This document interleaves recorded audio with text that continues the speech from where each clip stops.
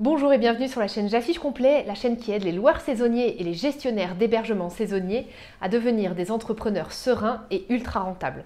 Aujourd'hui, on va parler d'un sujet que je vois rarement traité en ligne. Faut-il ou non filtrer les appartements quand on est une conciergerie ou un sous-loueur professionnel? En gros, la question c'est, est-ce qu'il faut accepter tous ceux qui souhaitent souscrire à notre service ou est-ce qu'il faut opérer un filtre pour plein de bonnes raisons? Cette question, elle est aussi d'actualité chez J'affiche complet. C'est vrai que, comme vous le savez peut-être, nous on travaille avec des conciergeries, sur la partie prestation de services, en tout cas des conciergeries, des sous-loueurs professionnels et des propriétaires d'appartements.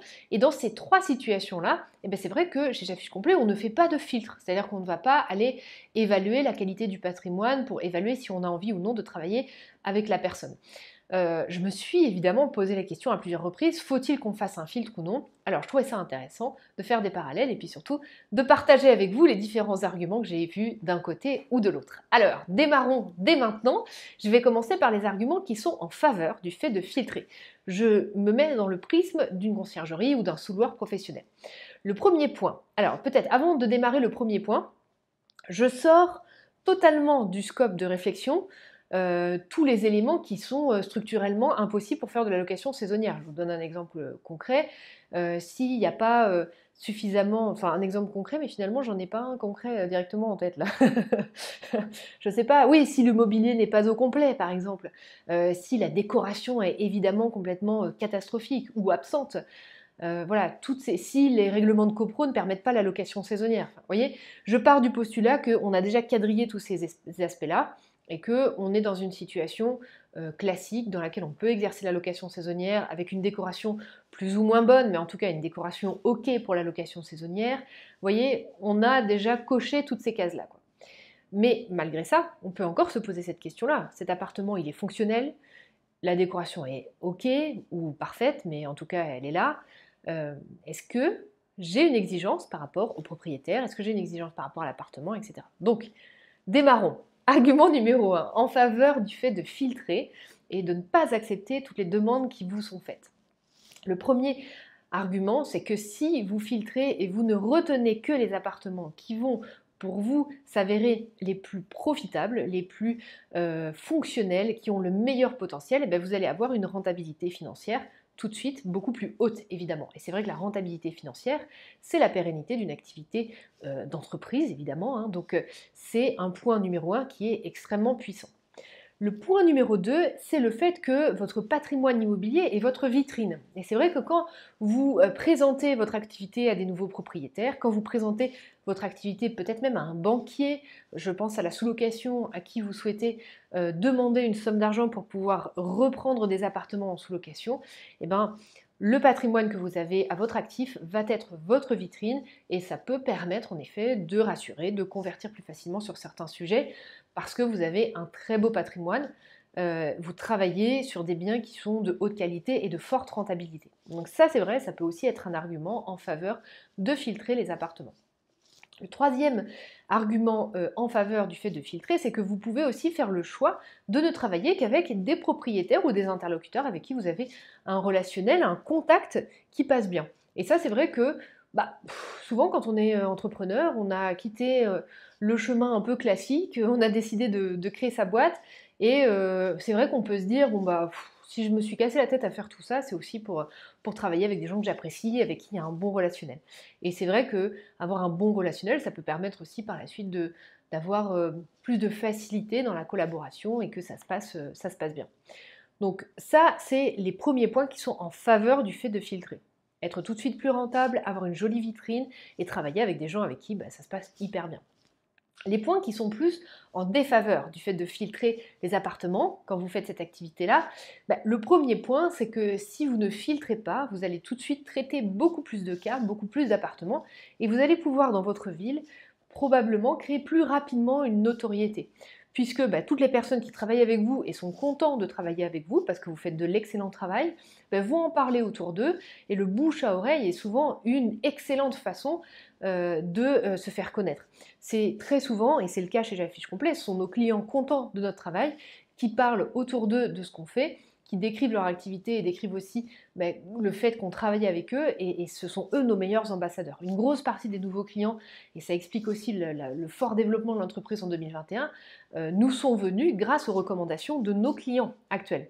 Donc c'est extrêmement puissant comme façon de se développer. Et du coup, c'est vrai que ne pas filtrer les appartements, accepter de travailler, encore une fois, dans la mesure où tous les éléments nécessaires au bon exercice du travail sont présents, mais accepter de travailler avec toutes les personnes qui sont motivées pour collaborer avec vous, va vous permettre d'acquérir cette notoriété beaucoup plus rapidement.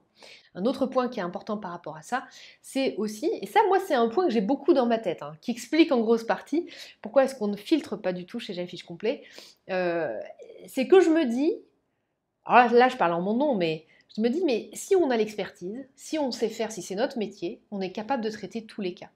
Et que j'ai une conciergerie qui fasse des biens de très haut standing, ou que j'ai une conciergerie qui va faire des biens peut-être plus entrée de gamme, que j'ai une conciergerie qui va faire que du une nuit, ou du très court séjour, ou une conciergerie qui ne veut faire que de la moyenne durée, comme c'est mon métier, c'est mon expertise, et je sais faire, je suis capable de gérer l'ensemble de ces situations. Je suis capable d'apporter le maximum de chiffre d'affaires à la conciergerie qui a des biens peut-être plus entrée de gamme, mais en tout cas, avec ce patrimoine-là, on va aller lui chercher le maximum de chiffre d'affaires qu'on peut faire avec ce patrimoine-là.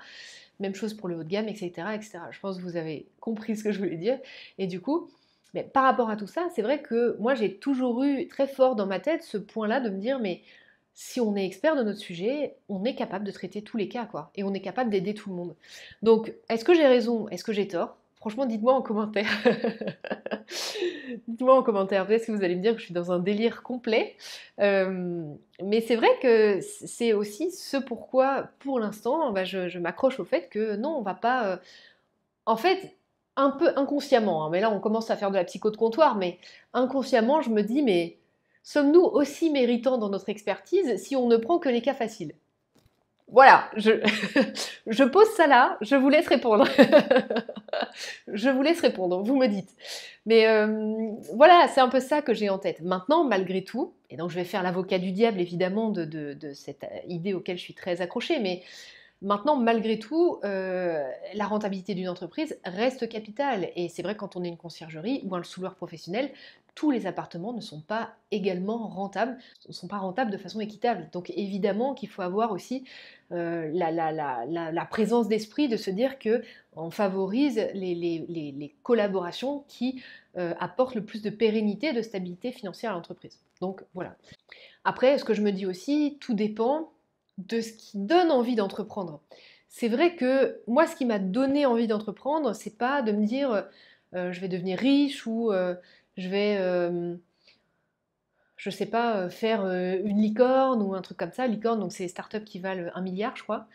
Moi, ce qui m'a motivée, c'est de me dire on va être pionnier, on va faire la différence dans un domaine d'activité, on va changer la vie des gens. Et alors peut-être que vous allez vous dire changer la vie des gens, c'est quand même un peu prétentieux pour du revenu management en location saisonnière, mais croyez-moi, je crois pouvoir dire, et il faudrait qu'il soit là pour pouvoir s'exprimer, mais que les clients chefs d'entreprise pour qui on travaille, ou multipropriétaires, on change leur vie.